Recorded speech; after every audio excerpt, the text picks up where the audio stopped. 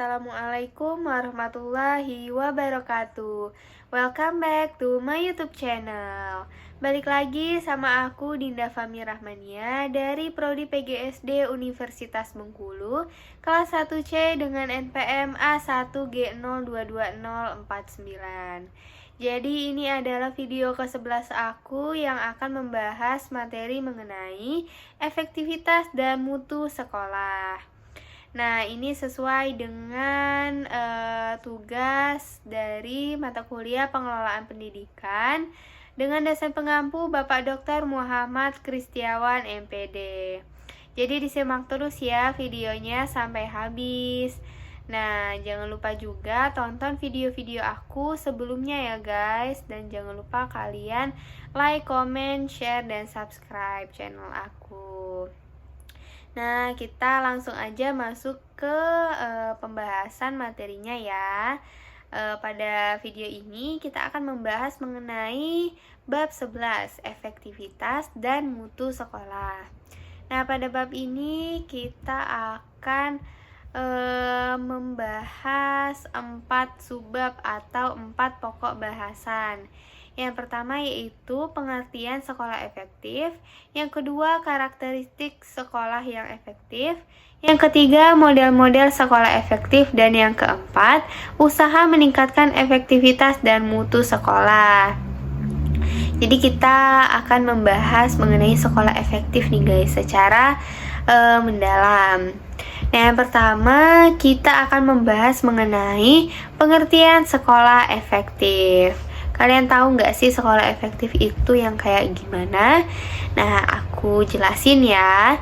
Jadi, sekolah efektif adalah sekolah yang mampu mencapai target-target yang telah ditetapkan sebelumnya, seperti misi, visi, dan tujuannya, dengan memanfaatkan dan mengoptimalkan sumber daya yang ada di dalam sekolah tersebut, serta memiliki iklim sekolah yang mendukung kegiatan pembelajaran dan output yang dihasilkan oleh sekolah dapat bermanfaat bagi lingkungannya. Jadi, itu dia pengertian dari sekolah efektif. Udah paham kan sekolah efektif itu yang kayak gimana? Udah paham dong tentunya. Nah, kalau udah paham kita lanjut aja ke materi yang kedua, yaitu mengenai karakteristik sekolah yang efektif. Nah, menurut Mortimore 1991, sekolah efektif dicirikan sebagai berikut. Ada 13 ciri-ciri nih. Yang pertama yaitu sekolah memiliki visi dan misi yang jelas dan dijalankan dengan konsisten. Yang kedua, lingkungan sekolah yang baik dan adanya disiplin serta keteraturan di kalangan pelajar dan staf. Yang ketiga, kepemimpinan kepala sekolah yang kuat.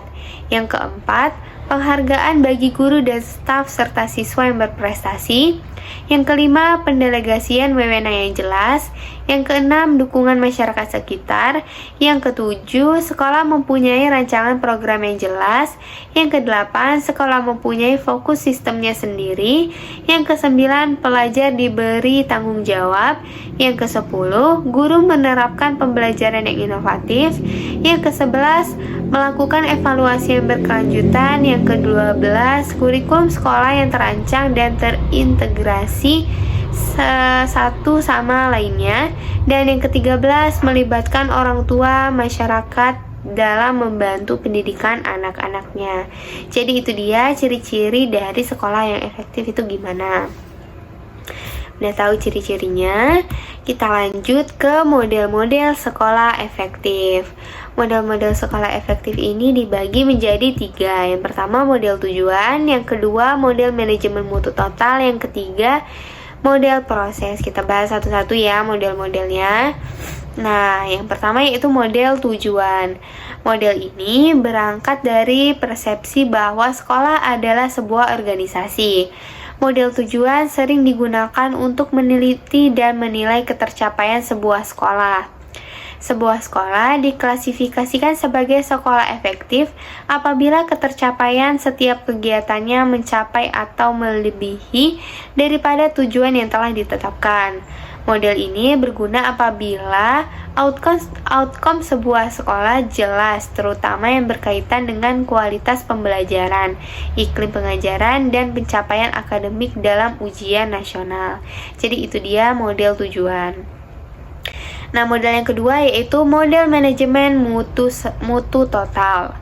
Model manajemen mutu total mengklasifikasikan sebuah sekolah efektif jika sekolah tersebut berupaya melibatkan dan memberi kuasa kepada semua anggota dalam fungsi sekolah, mengendalikan perbaikan berterusan dalam aspek yang berbeda, memberikan kepuasan keperluan, kehendak, dan jangkauan konstituensi internal maupun eksternal sekolah walaupun dalam lingkungan yang berubah. Itu dia model manajemen mutu sekolah. Yang ketiga yaitu model proses.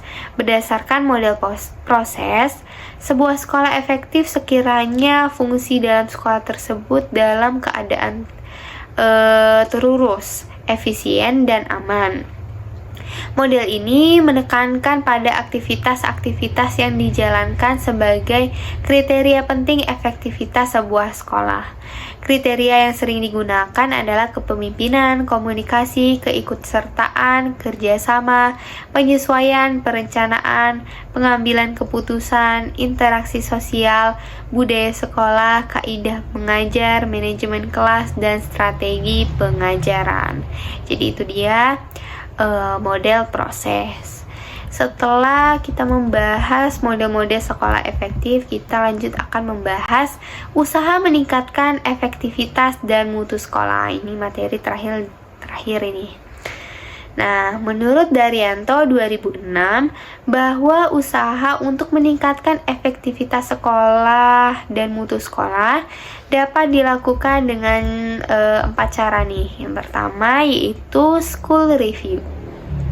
School review merupakan suatu proses di mana seluruh komponen sekolah bekerja sama, khususnya dengan orang tua dan tenaga profesional untuk mengevaluasi dan menilai efektivitas sekolah serta mutu lulusan. Jadi itu dia cara yang pertama. Yang kedua yaitu benchmarking.